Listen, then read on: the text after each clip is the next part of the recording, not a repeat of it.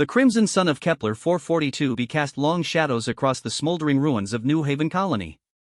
Captain Sarah Chen stood among the ashes of what had been humanity's most successful agricultural settlement beyond Earth, her combat boots crunching on debris that had once been homes, schools, and dreams.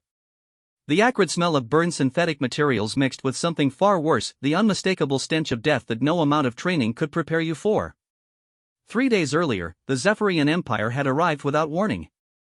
Their sleek silver warships had descended from the void like metallic angels of death, weapons systems already charging before they entered the planet's atmosphere. The colonists never stood a chance. Farmers, teachers, children, none of it mattered to the Zephyrians. They had come for one purpose: complete extermination. Sarah's tactical scanner beeped softly, displaying the final casualty count that made her stomach clench. 47,812 dead. Not a single survivor among the civilians. The only reason she and her reconnaissance team had lived was because they had been conducting a routine patrol in the outer system when the attack began. By the time they received the distress signal and jumped back, it was already too late. Captain, Lieutenant Rodriguez called from behind a collapsed habdome. His voice carried the hollow tone of a soldier who had seen too much. We found the primary data core. It survived the bombardment. Sarah made her way through the rubble, stepping carefully around a child's melted tricycle. The data core sat partially buried under a chunk of reinforced concrete, its quantum encryption still intact. Whatever information it contained might be the only way to understand why this had happened. The Zephyrians were known throughout the galaxy as conquerors, but they typically offered surrender terms. They enslaved populations, strip-mined worlds, and extracted tribute, but outright genocide wasn't their usual method. There had to be a reason for this unprecedented brutality. As Rodriguez worked to extract the data core, Sarah's communication array crackled to life. The voice that emerged was cold, mechanical, and utterly alien, a Zephyrian transmission on an open frequency. Attention, human vessels. This is Fleet Commander Vexhai of the Zephyrian 3rd Expansion Fleet. The species you call humanity has been designated for complete termination under Article 7 of the Galactic Purification Protocol. Your unauthorized expansion into sacred Zephyrian space and your violent tendencies have marked you as a threat to galactic stability. We have begun systematic cleansing of all human settlements. Resistance is futile. Your extinction is inevitable. The transmission cut to static, leaving Sarah and her team in stunned silence. Article 7 was a theoretical concept in galactic law, a provision that allowed for the complete eradication of a species deemed too dangerous to exist. No one in living memory had seen it invoked. The fact that the Zephyrians were broadcasting their intentions so openly suggested they had already received approval from the Galactic Council. "Sir," Rodriguez said quietly, holding up the extracted data core. "We need to get this information to Earth Command immediately." "If they're targeting all human settlements." Sarah nodded grimly. Earth's scattered colonies stretched across dozens of star systems, home to nearly 2 billion people. If the Zephyrians were serious about complete extermination, every human settlement in the galaxy was already under threat. But there was something else that troubled her even more. Something in the fleet commander's tone suggested this was personal. The journey back to their reconnaissance ship, the UES Valkyrie, took 2 hours through the devastated landscape. What they found during their evidence gathering painted a picture of calculated cruelty that went far beyond military necessity. The Zephyrians hadn't just killed the colonists, they had tortured them first. Makeshift prison compounds, hastily constructed execution sites, and evidence of systematic brutalization suggested this had been as much about sending a message as it had been about claiming territory. Once aboard the Valkyrie, Sarah initiated an emergency quantum burst transmission to Earth Command.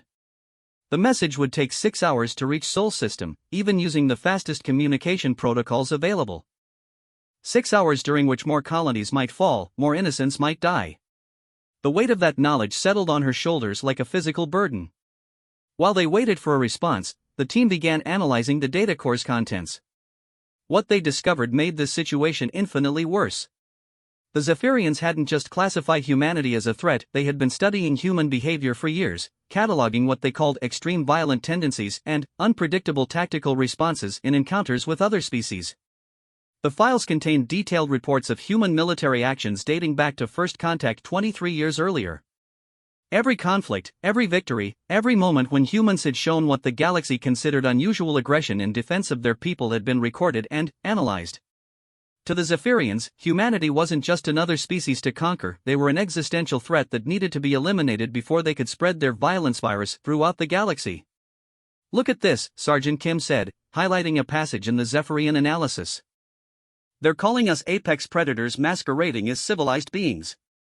They think our capacity for organized violence makes us fundamentally incompatible with galactic civilization. Sarah studied the assessment with growing understanding. Humans had indeed proven unusually effective in military conflicts since joining the galactic community. While most species viewed warfare as a regrettable necessity conducted with minimal violence, humans approached it as a science. They studied their enemies, adapted their tactics, and pursued victory with a single-minded determination that often shocked their allies as much as their enemies. The Zephyrians had documented dozens of incidents where human forces had achieved impossible victories through what they termed savage innovation. Humans used psychological warfare, captured enemy equipment against its makers, and showed a disturbing willingness to sacrifice themselves for strategic advantage. What humans saw as necessary tactics for survival, the Zephyrians viewed as evidence of inherent barbarism. The irony wasn't lost on Sarah. The same qualities that had allowed humanity to survive on a hostile homeworld and spread across the galaxy were now being used to justify their extermination. Their ancestors had climbed to the top of Earth's food chain through intelligence, cooperation, and, yes, violence when necessary. Now that evolutionary heritage was being turned against them. The communication array chimed, indicating an incoming priority transmission from Earth Command. Admiral Harrison's weathered face appeared on the screen, his expression grim. Behind him, Sarah could see the frantic activity of the Seoul Defense Command Center, officers running between stations, tactical displays showing ship movements, and the unmistakable signs of a military preparing for war. Captain Chen, we've received your report and analyzed the data from New Haven. I'm afraid the situation is worse than we initially thought. We've lost contact with 17 colonies in the past 12 hours. Long-range sensors are detecting Zephyrian fleet movements in 14 different systems. They're not just targeting our outer settlements, they're preparing for a systematic extermination campaign. Sarah felt her blood turn to ice. 17 colonies meant hundreds of thousands of people, possibly millions, depending on which settlements had been hit. The scope of the Zephyrian operation was staggering. Sir, what are our response options? Do we have authorization from the Galactic Council to dash? Admiral Harrison's bitter laugh cut her off. The Galactic Council voted to approve Article 7 by a margin of 47-3, with 12 abstentions. Earth, the Centauri Federation, and the Free Worlds Alliance were the only dissenting votes. As far as the galaxy is concerned, Captain, we're monsters that need to be put down for the greater good. The betrayal hit Sarah like a physical blow. Species that humanity had fought alongside, traded with, and protected in past conflicts had voted for their complete extinction. The galactic community that Earth had tried so hard to join had decided that humans were too dangerous to live. What are our orders, sir? She asked, though she suspected she already knew the answer. Admiral Harrison's expression hardened, and, for a moment, Sarah saw something in his eyes that reminded her why the galaxy feared humanity. It was the look of a predator that had just realized it was being hunted. Captain Chen, you and your team are hereby assigned to Special Operations Command. Report to Coordinates Papa 77 for immediate reassignment. As of this moment, Earth is implementing Protocol Omega. If the galaxy wants to see monsters, then, by God, we'll show them what monsters really look like. Protocol Omega. Sarah had heard whispers of it during her advanced tactical training, but she had never believed it actually existed. It was supposed to be a theoretical response scenario, what Earth would do if humanity ever faced complete extinction. The fact that Admiral Harrison was invoking it meant that the gloves were finally coming off. As the Valkyrie changed course for the coordinates Admiral Harrison had provided, Sarah found herself thinking about the Zephyrian assessment of human nature. They had called humans apex predators masquerading as civilized beings.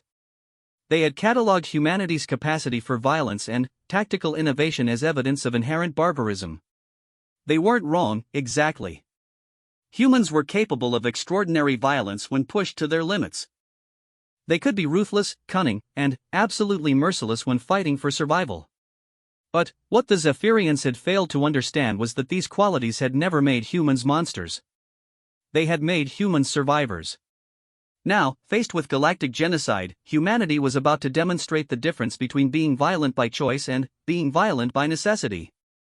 The Zephyrians and their allies had made the fatal mistake of assuming that because humans could be monsters, they always were monsters.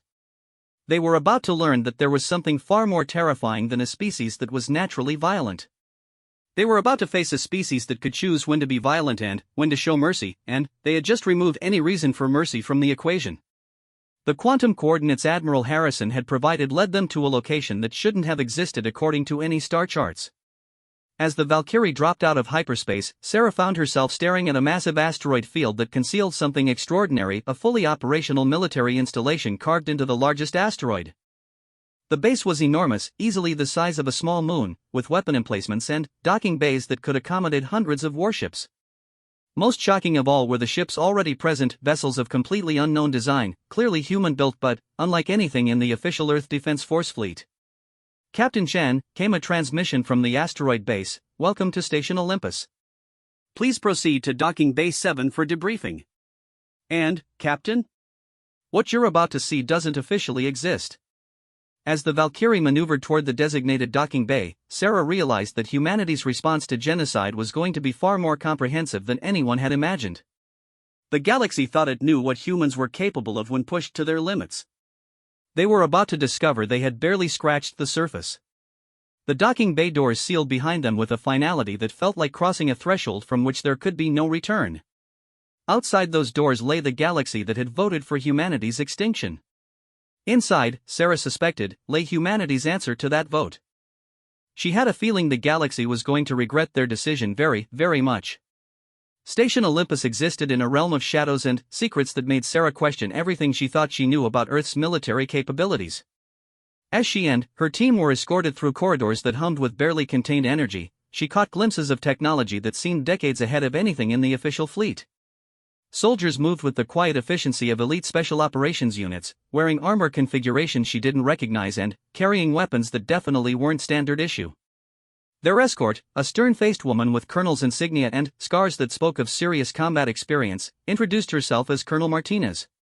Captain Chen, I know you have questions. Most of them will be answered in the briefing. For now, understand that everything you're about to learn is classified at levels that don't officially exist. The wrong word in the wrong place could compromise operations that have been decades in the planning. The briefing room was a marvel of holographic technology that displayed real-time tactical information from across the galaxy. Star maps showed Zephyrian fleet positions, human colony status updates, and, most disturbingly, estimated casualty counts that climbed steadily as they watched. The number had already passed 2 million and showed no signs of slowing. General Patricia Kane, a legend among Earth's military leadership, stood at the center of it all. Sarah had never met the general in person, but her reputation preceded her, the architect of humanity's most successful military campaigns and, supposedly the author of several classified tactical doctrines that had revolutionized modern warfare. Captain Chen, Sergeant Kim, Lieutenant Rodriguez, General Kane acknowledged them with a nod. Welcome to the reality behind the curtain. What you're looking at is the culmination of 23 years of preparation for exactly this scenario. The holographic display shifted to show a timeline beginning with humanity's first contact with galactic civilization. From the moment we encountered other species, certain individuals within Earth's government and military recognized a fundamental problem. Most galactic species had evolved from prey animals. They view conflict as something to be avoided, minimized, or conducted with strict limitations. Humans evolved as persistence hunters and pack predators.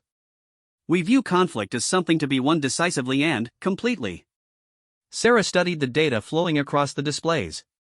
Combat statistics, psychological assessments, and behavioral analysis from dozens of species painted a picture of a galaxy fundamentally unprepared for humanity's approach to warfare.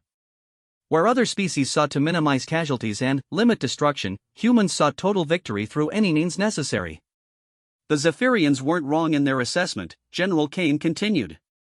Humans are apex predators. Our capacity for violence, strategic thinking, and tactical adaptation does make us dangerous to existing galactic power structures. What they fail to consider is whether the danger was directed at them specifically or simply inherent to our survival instincts. Colonel Martinez activated another section of the display, showing detailed intelligence files on the Galactic Council vote.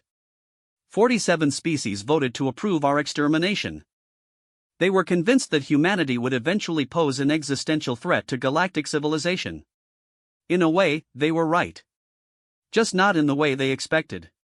The display zoomed in on specific council members, revealing detailed psychological profiles and threat assessments. These species have grown comfortable with their position in the galactic hierarchy. They become soft, dependent on established power structures and predictable conflict resolution. The idea that a younger, more aggressive species might challenge that comfort level terrified them enough to vote for genocide. Sarah felt pieces of a larger puzzle clicking into place. So Station Olympus and Protocol Omega have been in development since our second year in Galactic Society, General Kane confirmed. We identified early on that our differences with galactic norms might eventually be used against us.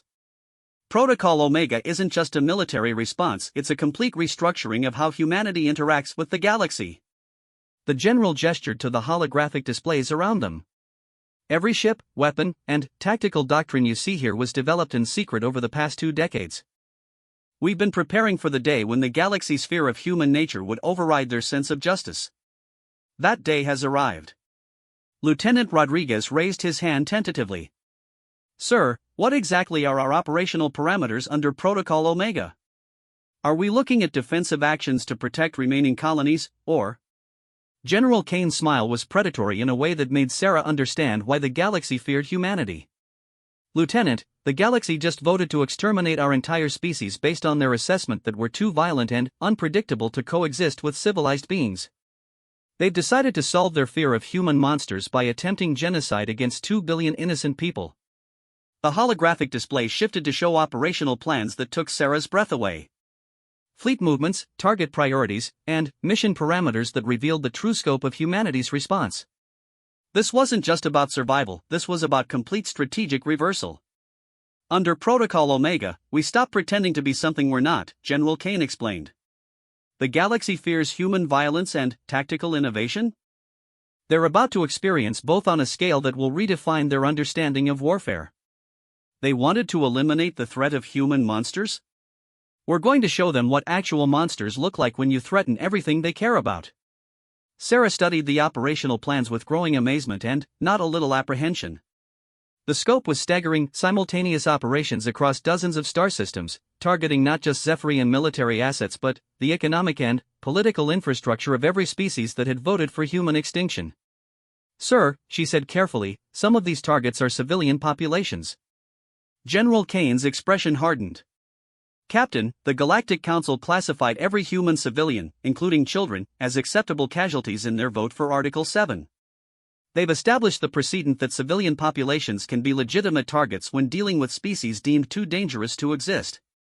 We're simply applying that same logic to our response. The moral implications hit Sarah like a physical blow. Protocol Omega wasn't just about military retaliation, it was about psychological warfare on a galactic scale.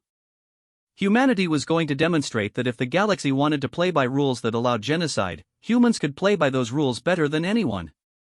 Colonel Martinez brought up specific operational details. Phase 1 involves eliminating Zephyrian fleets currently conducting extermination operations. Our ships are faster, our weapons more advanced, and our tactics completely unknown to galactic intelligence services. We estimate 72 hours to achieve space superiority in all contested systems. Phase 2 was even more comprehensive.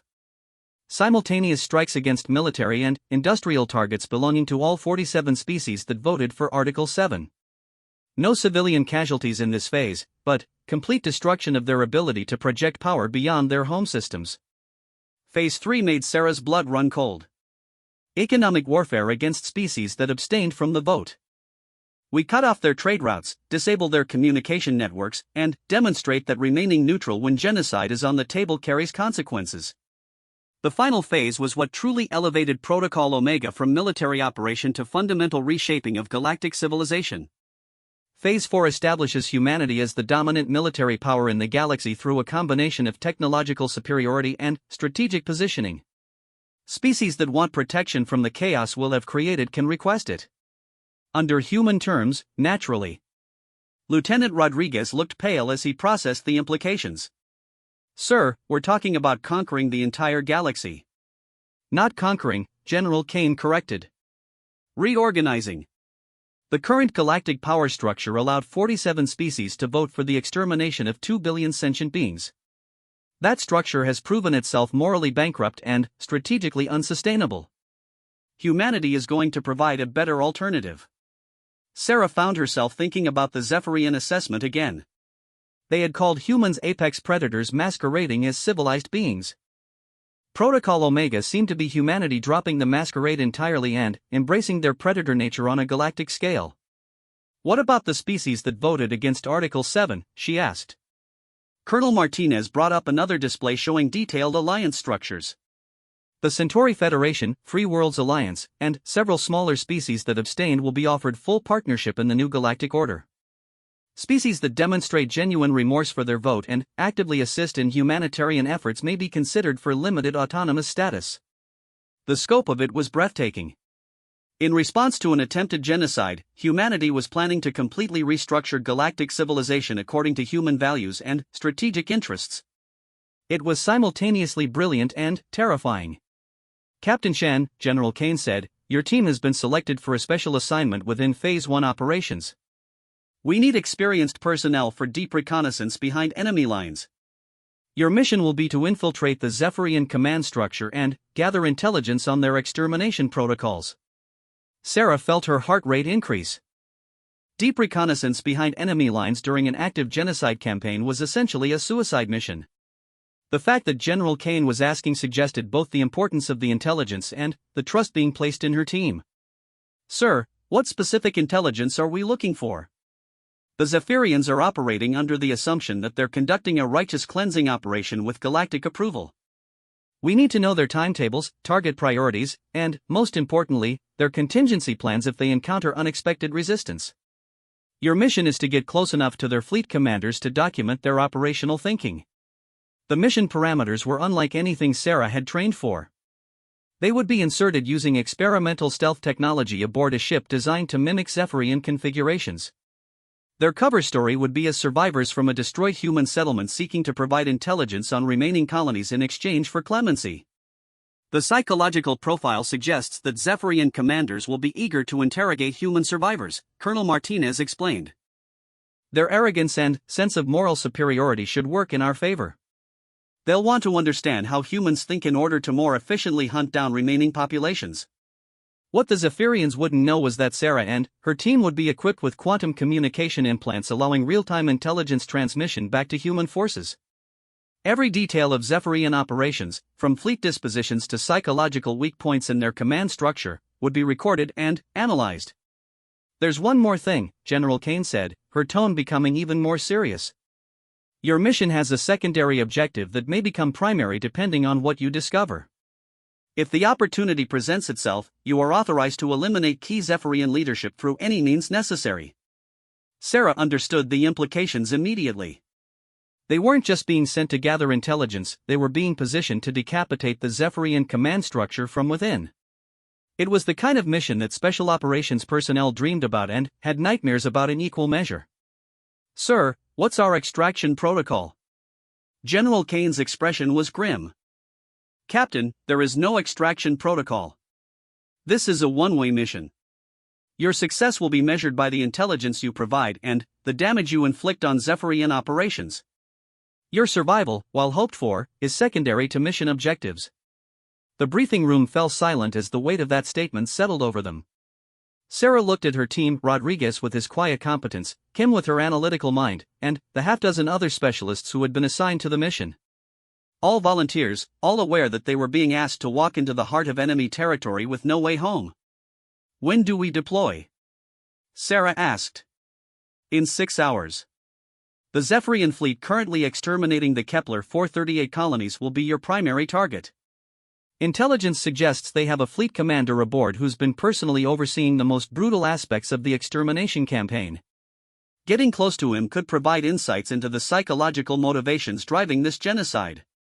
As the briefing concluded and her team prepared for deployment, Sarah found herself reflecting on the journey that had brought them to this point. 3 days ago, she had been a reconnaissance captain conducting routine patrols. Now she was preparing to infiltrate enemy lines during an active genocide campaign with authorization to assassinate alien fleet commanders.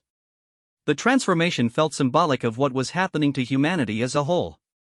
The galaxy had forced them to choose between extinction and embracing their true nature as apex predators. The choice, when framed that way, wasn't really a choice at all. Standing in the armory as her team checked equipment that officially didn't exist, Sarah wondered what the galaxy would look like when Protocol Omega was complete. Would it be better than what came before, or would humanity simply replace one flawed system with another? One thing was certain: the galaxy would never again mistake human civilization for weakness. When this was over, every species in known space would understand exactly what monsters looked like when you threatened everything they held dear. The countdown timer on the mission clock showed 5 hours and 37 minutes until deployment. Soon, they would be entering the realm of the enemy, carrying humanity's hopes for survival and its promise of retribution in equal measure. The UES Phantom slipped through space like a whisper of death, its experimental stealth systems rendering it invisible to conventional sensors while its hull projected the electromagnetic signature of a damaged Zephyrian patrol vessel. Sarah Chin sat in the captain's chair of the most advanced infiltration ship humanity had ever built, watching the tactical displays as they approached the Kepler 438 system where 4 human colonies had been reduced to radioactive ash in the past 18 hours. The ship itself was a marvel of reverse-engineered alien technology combined with human innovation. Every surface, every system, every piece of equipment had been designed to fool Zephyrian sensors while providing capabilities far beyond anything the aliens expected from human engineering. It was, Sarah realized, a perfect metaphor for Protocol Omega itself, appearing weak while concealing devastating strength.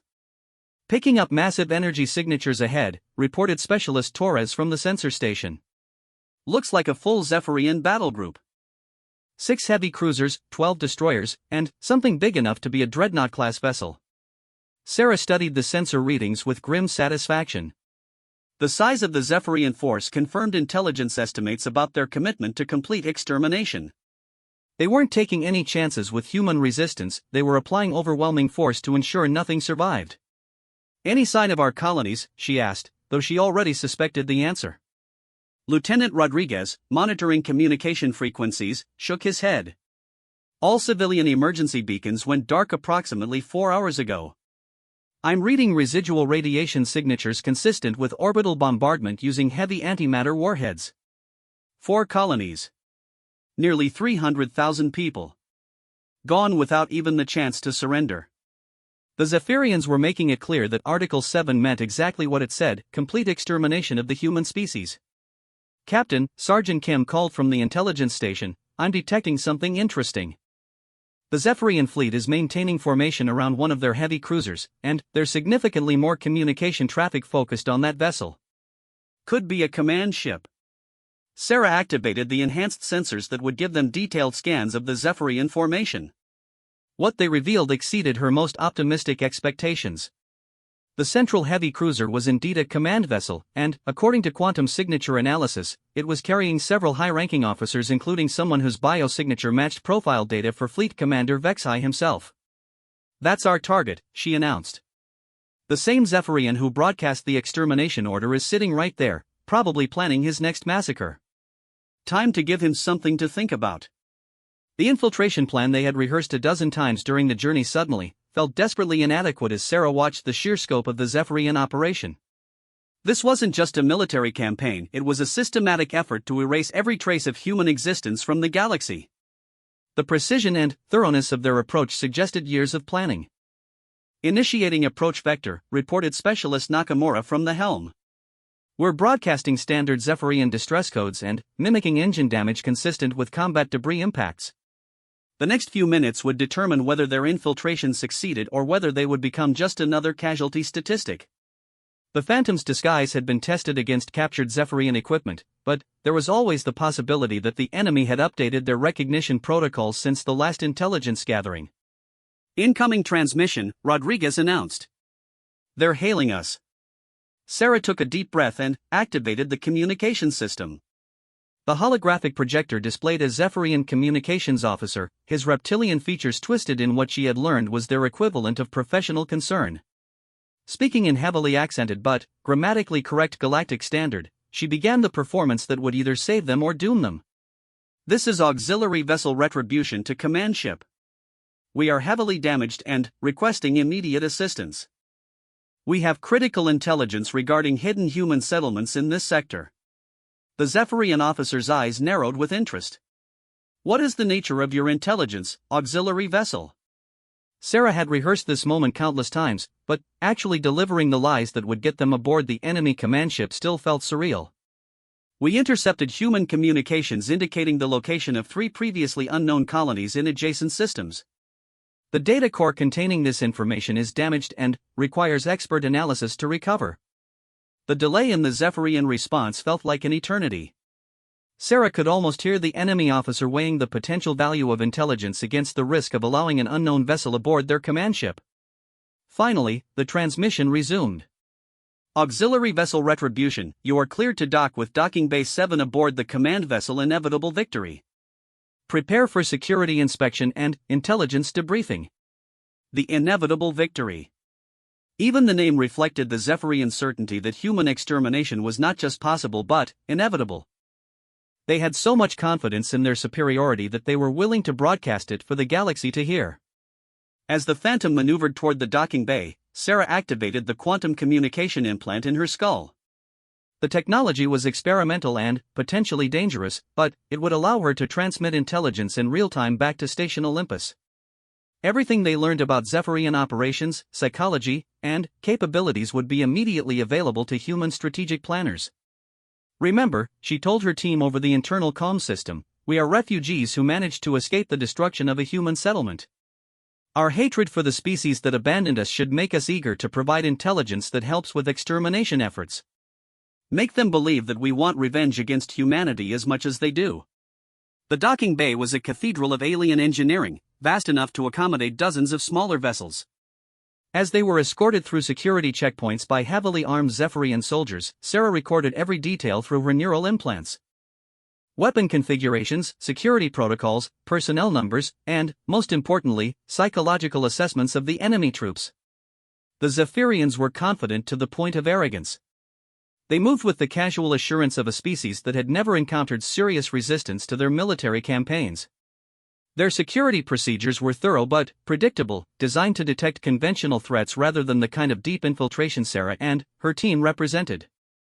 Fleet Commander Vexhai proved to be exactly what human intelligence had predicted, a career military officer who viewed the extermination campaign as both a sacred duty and an opportunity for personal advancement. His private quarters aboard the Inevitable Victory were decorated with trophies from conquered worlds and detailed star charts showing the progress of various extermination fleets. So, Vexhai said as they were escorted into his presence, you claim to possess intelligence regarding hidden human settlements. Tell me, what motivated your species to hide from their own kind?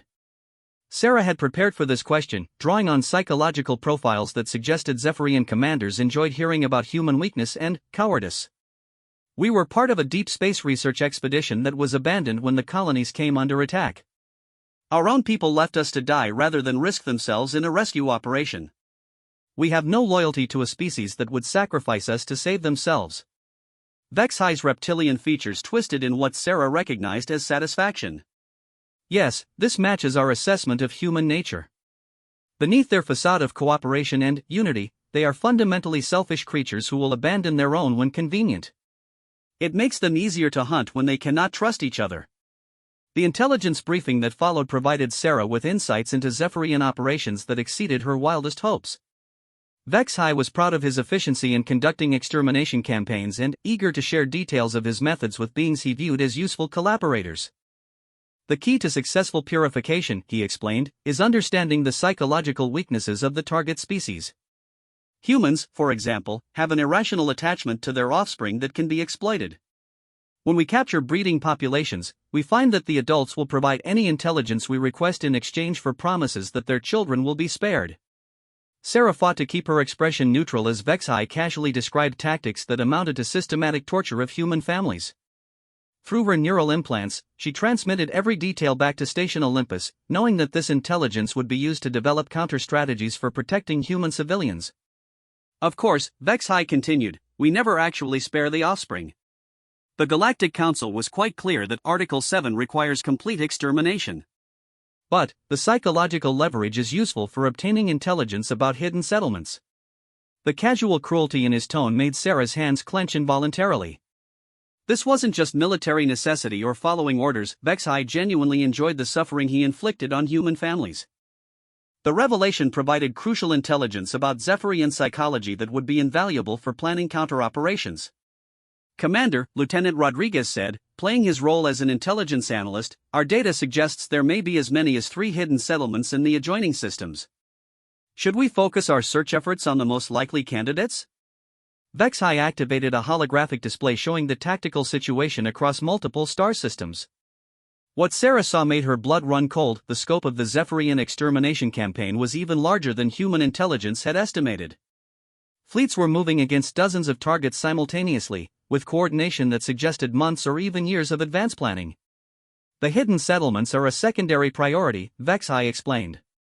Our primary objective is the complete sterilization of all known human worlds, followed by systematic searches for any survivors who might have escaped initial operations. The Galactic Council has allocated us sufficient resources to hunt down every last human in the galaxy if necessary. The holographic display zoomed in on specific sectors where Zephyrian fleets were operating. Sarah transmitted the tactical data through her implants while maintaining the facade of interested collaboration. Each piece of intelligence could potentially save thousands of human lives by allowing defensive forces to anticipate enemy movements. What about the human homeworld? Sergeant Kim asked. Surely that represents the greatest threat to successful purification. Vexai's expression became predatory in a way that made Sarah's skin crawl. Earth is being reserved for special treatment. The Galactic Council wants to make an example that will discourage other aggressive species from following humanity's path. When we assault their homeworld, it will be broadcast throughout the galaxy as a demonstration of what happens to species that threaten galactic stability. The implications hit Sarah like a physical blow. Earth wasn't just another target, it was intended to be the finale of a galactic propaganda campaign. The Zephyrians wanted every species in the galaxy to watch as humanity's homeworld burned, sending the message that cooperation with galactic norms was not optional. How long before the assault on Earth begins? Rodriguez asked. 6 standard days, Vexai replied with satisfaction. By then, all outlying human settlements will have been sterilized, leaving Earth isolated and defenseless. The assault fleet will include vessels from 17 different species, demonstrating galactic unity against the human threat. 6 days. The timeline was even more compressed than human intelligence had estimated. Protocol Omega would need to accelerate its operational schedule if Earth was going to survive the coordinated assault Vexai was describing.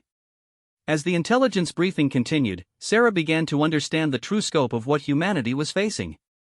The Zephyrians hadn't just declared war on human settlements, they had convinced nearly the entire galaxy that human extermination was a moral imperative. The assault on Earth would be a celebration of righteousness, with multiple species contributing forces to ensure the complete destruction of humanity. There is one thing that troubles me, Vexai admitted as the briefing wound down. Our intelligence suggested that humans might possess advanced military capabilities they have kept hidden from galactic observation. So far, however, resistance has been minimal. Either our intelligence was wrong, or they are preparing something we have not yet detected. The question hung in the air like a challenge. Sarah realized this was a crucial moment. Her response could either reinforce Zephyrian overconfidence or alert them to the possibility that they were missing something important. Commander, she said carefully, from our observations, human military doctrine focuses heavily on defensive positioning rather than offensive capability. It is possible they are concentrating their forces around Earth rather than spreading them across multiple colonies. Vexai considered this for a moment. Yes, that would be consistent with their psychological profile. Humans form irrational attachments to specific locations rather than thinking strategically about species survival. They would sacrifice outlying settlements to protect their symbolic homeworld. The assessment was exactly wrong in ways that filled Sarah with grim satisfaction. Humanity wasn't concentrating defensive forces around Earth, they were preparing offensive operations that would redefine the balance of power in the galaxy. The Zephyrian psychological models of human behavior were leading them to completely misunderstand the strategic situation. Commander, Kim said, what happens after Earth is destroyed? Will the Galactic Council require ongoing monitoring to ensure no human survivors emerge from hidden settlements? Vexai gestured dismissively. The galaxy will return to its natural state of cooperation and peaceful development. Without the human threat to disrupt established order, all species can focus on mutual prosperity and growth. It will be a golden age of galactic civilization. The naive certainty in his voice almost made Sarah laugh. The Zephyrians and their allies had no idea what they had unleashed by voting for human extinction. They thought removing humanity would restore galactic stability, but they were about to discover that stability built on the threat of genocide was no stability at all. As the briefing concluded and her team was assigned quarters aboard the inevitable Victory, Sarah began transmitting detailed operational parameters back to Station Olympus. Everything from security weaknesses to command structure psychology was now available to human strategic planners. But, most importantly, she had confirmed the timeline for the assault on Earth. 6 days to implement Protocol Omega and transform humanity from victims to predators. 6 days to show the galaxy what monsters really look like when you gave them no choice but to embrace their true nature. The countdown had begun, and the Zephyrians had no idea they had just given their greatest enemy a front row seat to observe their own operational planning. Sarah Chen stood in the observation deck of the inevitable Victory, watching through reinforced transparisteel as the Zephyrian fleet prepared for what they believed would be the final phase of human extermination. Around her, alien officers moved with the confident efficiency of predators who had never encountered prey that could fight back effectively. They had no idea that their greatest enemy was standing among them, recording every detail of their operational planning. The past 3 days aboard the Zephyrian command ship had provided intelligence beyond her most optimistic projections. Through her quantum neural implants, she had transmitted complete fleet dispositions, command protocols, psychological profiles of key personnel, and, most crucially, the exact timing and targets for the coordinated assault on Earth. What the Zephyrians didn't know was that every piece of intelligence had been immediately incorporated into Protocol Omega's operational parameters. Even as they planned humanity's extinction, human forces were positioning themselves to demonstrate why the galaxy should have feared them in the first place. The reinforcement fleets have arrived ahead of schedule, Fleet Commander Vexhai announced to his staff as Sarah observed from her position as a supposed intelligence asset. 17 species have contributed vessels to ensure the complete destruction of the human homeworld. This will be the largest military operation in galactic history. The holographic display showed the massive armada assembling at the edge of the Sol system. Nearly 300 warships from across the galaxy, united in their determination to erase humanity from existence. Sarah transmitted the tactical data while maintaining her facade of eager cooperation with the extermination effort. What filled her with cold satisfaction was the knowledge that the Zephyrians had fallen completely for the psychological manipulation inherent in Protocol Omega. They saw human desperation and surrender where they should have seen strategic deception. They interpreted the lack of immediate military response as evidence of human weakness rather than evidence of human planning. "Commander," she said, playing her role as an intelligence analyst, "the human defensive positions around Earth appear minimal. Are you concerned about hidden weapon platforms or defensive installations?" Vexhai's reptilian features twisted in what Sarah had learned was their equivalent of dismissive laughter. Human military doctrine is predictably defensive and unimaginative. Their limited forces are concentrated in obvious positions around their homeworld, exactly where our tactical analysis predicted they would be. They lack the strategic vision to understand that conventional defensive warfare cannot prevail against overwhelming numerical superiority. The assessment was so fundamentally wrong that Sarah almost felt sorry for him. The Zephyrians were about to learn that human military doctrine extended far beyond defensive positioning. They were going to discover what it meant to face a species that viewed warfare not as a regrettable necessity but as an art form requiring creativity, adaptation, and the willingness to rewrite all the rules when survival was at stake. Lieutenant Rodriguez approached with a datapad containing what appeared to be intelligence summaries but was actually encoded confirmation that Phase 1 of Protocol Omega was proceeding ahead of schedule. "Commander, our analysis of human communication intercepts suggests they are attempting to negotiate evacuation agreements with neutral species. Should we be concerned about civilian populations escaping the purification?" Vexhai studied the fabricated intelligence with the satisfaction of a predator who believed his prey was trapped and desperate. "Let them waste time on futile negotiations. The Galactic Council has made it clear that any species providing sanctuary to human refugees will be subject to economic sanctions and potential military action. No one will risk their prosperity to save a few human civilians." What Vexhai didn't know was that the communication intercepts were actually confirmation codes indicating that human special operations teams had successfully infiltrated key positions throughout the galaxy. While the Zephyrians focused on military targets, human agents had been positioning themselves to strike at the economic and political infrastructure of every species that had voted for Article 7. "Commander," Sergeant Kim said, "what happens if the humans attempt some kind of desperate military response? Our intelligence suggests they may possess weapons or capabilities not reflected in their official fleet specifications." The question was carefully designed to elicit information about Zephyrian contingency planning while reinforcing their overconfidence. Vexhi's response exceeded Sarah's expectations for useful intelligence. "Human desperation will manifest as uncoordinated attacks against superior forces," he explained with the certainty of someone who had never encountered real human military innovation. "They may attempt suicide runs or terror tactics, but such approaches are tactically predictable and easily countered by disciplined formations. Their psychological profile indicates they will prioritize emotional satisfaction over strategic effectiveness." Sarah transmitted his assessment while fighting to suppress her reaction. The Zephyrians had convinced themselves that human military thinking was driven by emotion rather than cold strategic calculation. They were about to discover that humans were capable of both passionate determination and ruthless tactical analysis, often simultaneously. The communication array activated with an incoming priority transmission that made Vexhi's eyes light up with anticipation. "Ah, the final confirmation from the assault fleet. Soon we will begin the systematic destruction of the human homeworld." The holographic display activated to show Admiral Thane, the Zephyrian officer commanding the multi-species assault on Earth. His reptilian features showed the same predatory satisfaction that Sarah had come to associate with his entire species. "Fleet Commander Vexhi, this is Admiral Thane reporting from the Sol System. The combined galactic fleet is in position and ready to begin orbital bombardment. All human defensive positions have been identified and targeted. We estimate complete sterilization of the planet within 12 standard hours." 12 hours. The timeline was even more compressed than intelligence had suggested. Sarah transmitted the confirmation while her mind raced through the implications. Protocol Omega would need to achieve decisive results within the next few hours, or Earth would become another burned-out monument to galactic determination to eliminate human threats.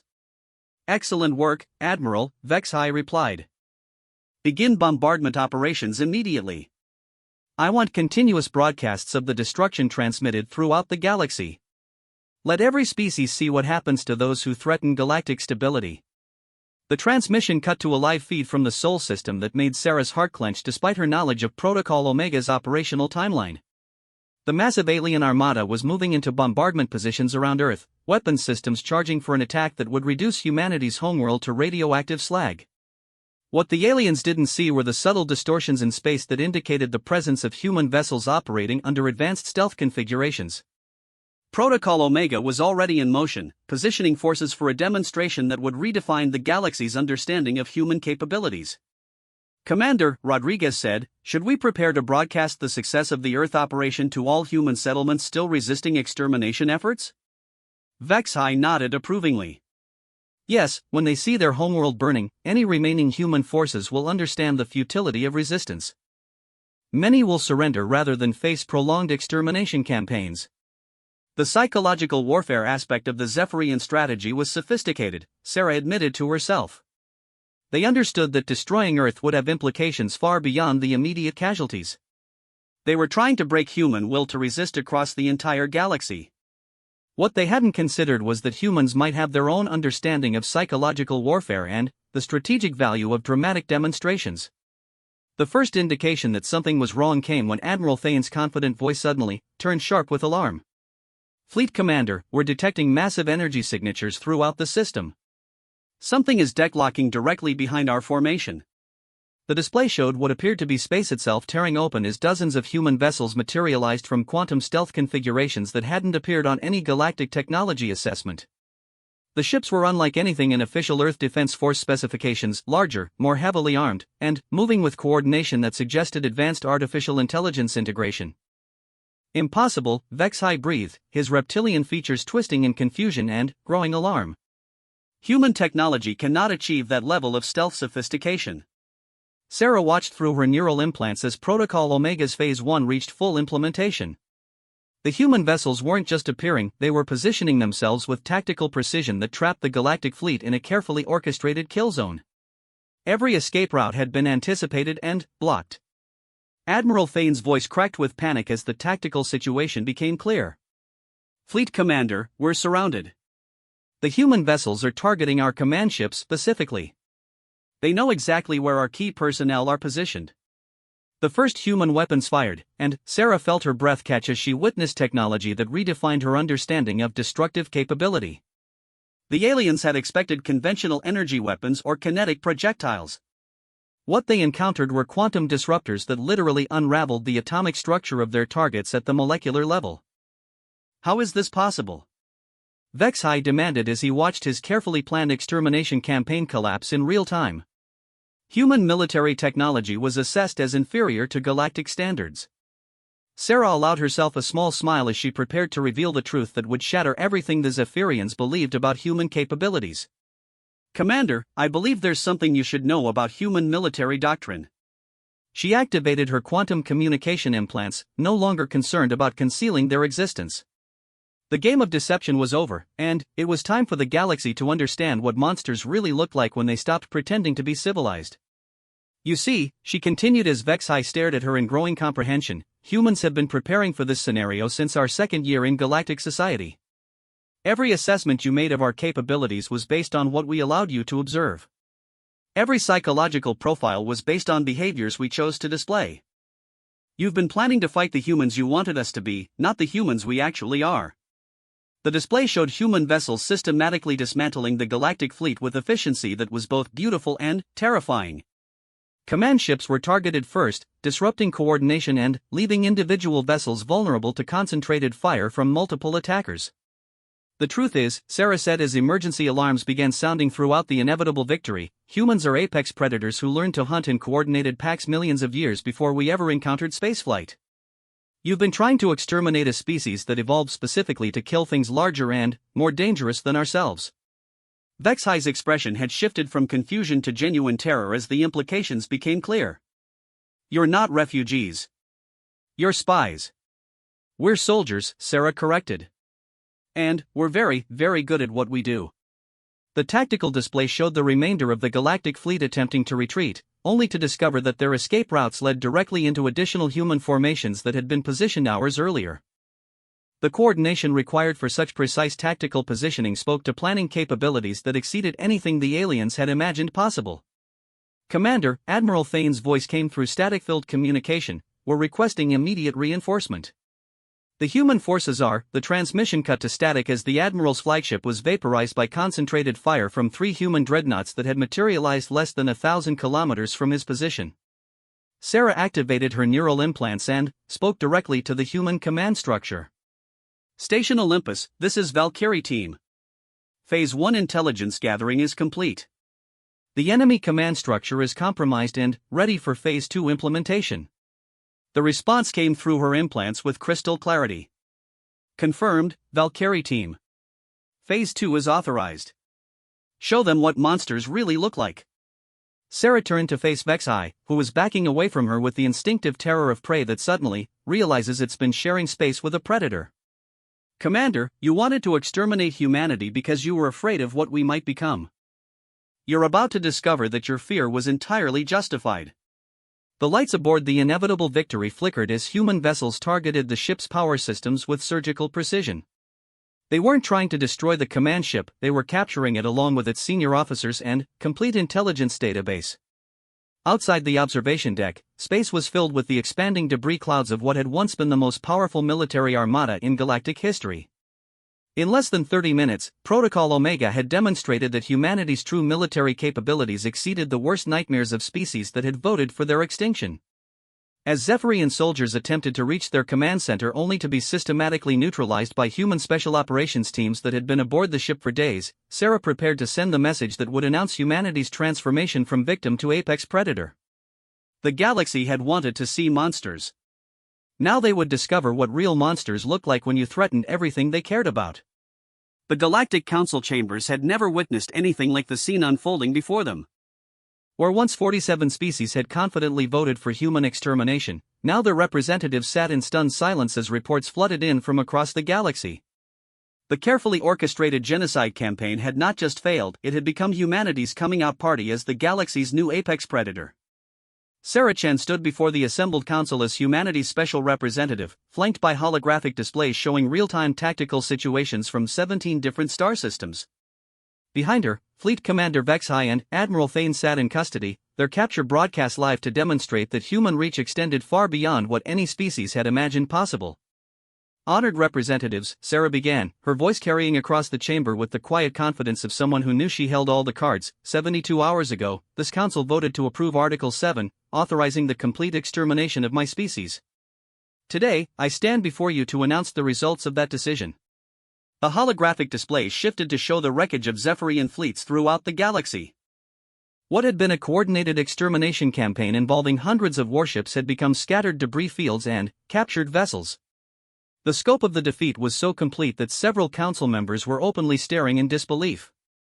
In the past 3 days, Sarah continued, human forces have eliminated 68% of all Zephyrian military assets, captured their senior command structure, and documented evidence of war crimes against civilian populations that violate every principle of galactic law. This was accomplished using technology and tactical doctrines that your intelligence services assured you did not exist. Representative Kethmore of the Hegemony, one of the strongest supporters of Article 7, finally found his voice. This is impossible. Our analysis of human capabilities showed clear technological limitations.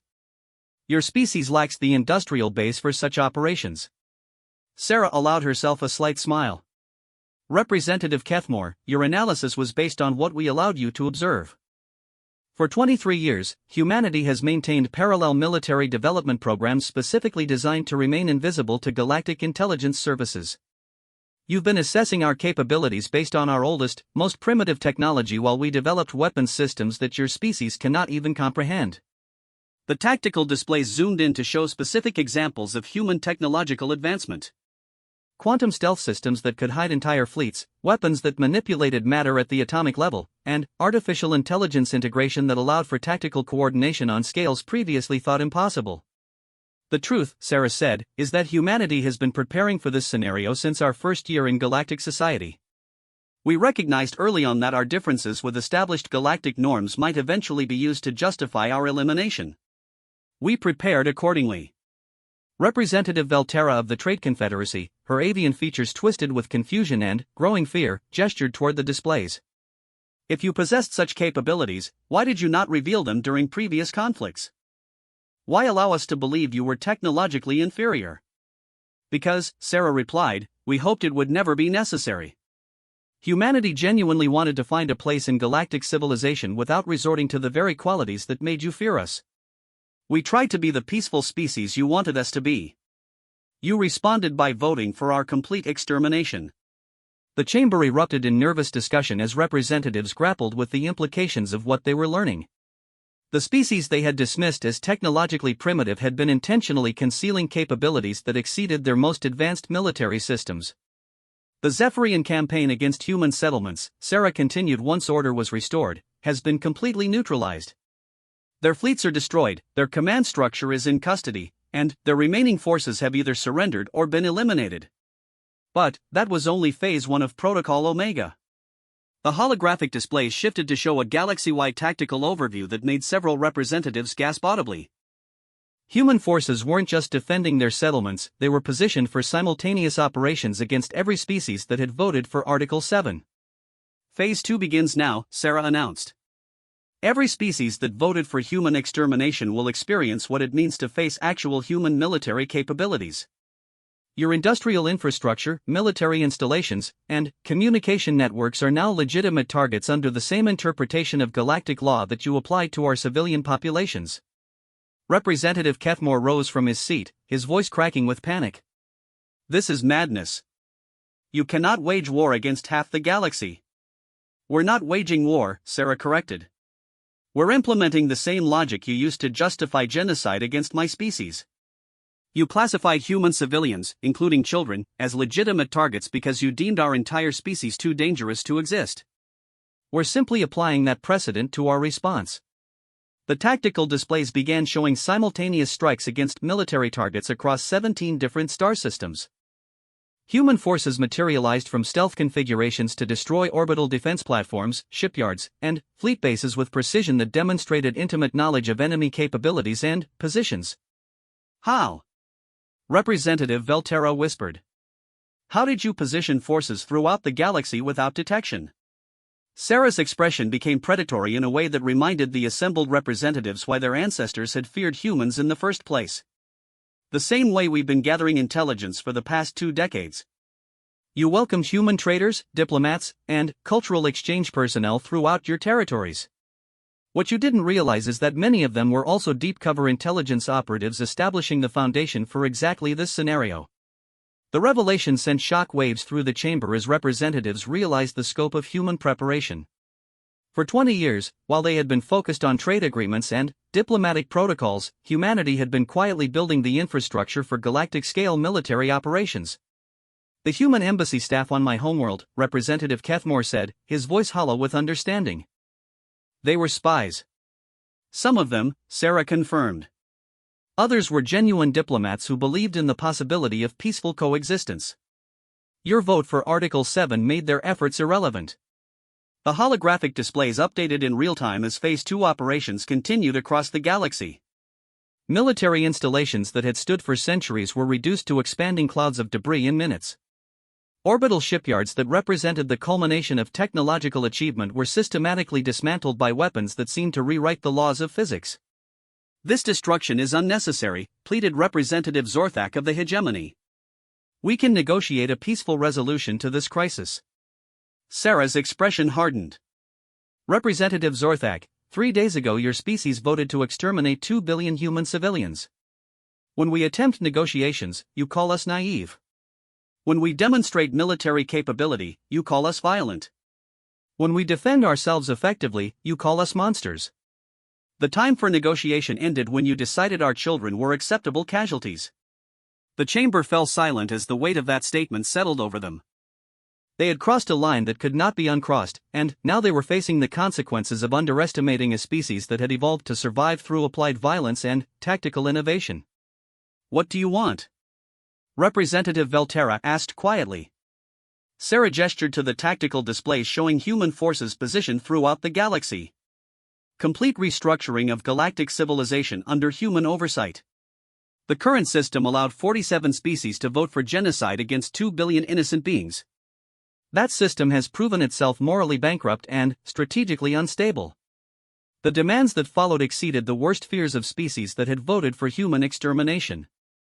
Dismantlement of military forces, installation of human oversight personnel, reparations for attempted genocide, and integration into a new galactic order that would ensure such atrocities could never happen again. You're talking about conquest, Representative Kethmore accused. We're talking about survival, Sarah corrected. The galaxy just demonstrated that it cannot be trusted with our safety. We're implementing measures to ensure that our children will never again face the threat of systematic extermination because other species find us inconvenient. The holographic displays shifted to show Phase 3 operations beginning across the galaxy. Human forces were targeting the economic infrastructure of species that had remained neutral during the vote, demonstrating that passivity in the face of genocide carried consequences. Species that abstained from the vote, Sarah explained, will face economic sanctions and laws of trade privileges until they demonstrate active cooperation with humanitarian relief efforts for surviving human populations. Neutrality is not an option when genocide is on the table. Representative Velterra's voice was barely audible. What about species that voted against Article 7? The Centauri Federation, Free Worlds Alliance, and other species that opposed human extermination will be offered full partnership in the new galactic order, Sarah replied. Their moral courage in standing against genocide will be rewarded with enhanced trade relationships and security guarantees. The chamber erupted in desperate discussion as representatives grappled with the realization that their galaxy had fundamentally changed in a matter of hours. The balance of power that had existed for millennia was being rewritten by a species they had dismissed as technologically primitive and strategically naive. Phase 4, Sarah announced, cutting through the chaos, involves establishing permanent human oversight of galactic military and political institutions. Species that demonstrate genuine remorse for their role in attempted genocide and actively participate in humanitarian efforts may eventually regain limited autonomous status. The final holographic display showed human forces taking control of key strategic positions throughout the galaxy. Communication networks, trade routes, and military installations were being systematically occupied by forces that had materialized from concealment with precision that suggested years of planning. "This is the galaxy you created when you voted for our extermination," Sarah told the stunned assembly. "You wanted to eliminate human monsters because you feared what we might become. Congratulations!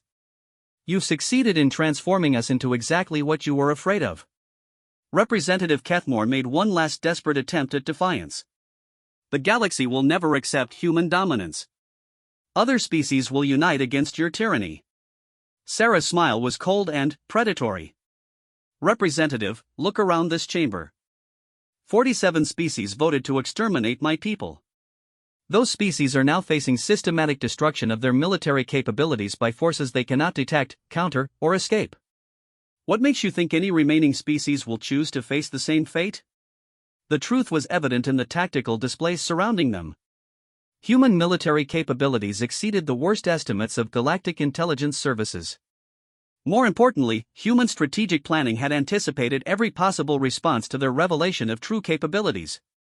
They hadn't just prepared to win a war, they had prepared to reshape galactic civilization. As emergency reports continued flooding in from across the galaxy, the assembled representatives began to understand that they weren't just witnessing a military victory. They were witnessing the birth of a new galactic order with humanity at its apex. "You called us monsters," Sarah said as she prepared to leave the chamber. "You were right. We are monsters. We're apex predators who learned to hunt in coordinated packs millions of years before we discovered spaceflight. We're capable of extraordinary violence when threatened, tactical innovation that redefines warfare, and strategic planning that spans decades." She paused at the chamber entrance, looking back at the representatives who had voted for her species' extinction just days earlier. "But here's the thing you never understood about human monsters. We only become truly monstrous when you threaten the things we care about. You could have had us as allies, trading partners, and protectors of species too weak to defend themselves. Instead, you chose to make us your apex predators. The galaxy wanted to see what human monsters really looked like. Now you know." As Sarah left the chamber, the holographic displays continued showing real-time updates of Protocol Omega's implementation across the galaxy. Humanity had answered the vote for their extermination with a demonstration that redefined the meaning of power in galactic civilization. The monsters the galaxy had feared were now in charge, and they were just getting started.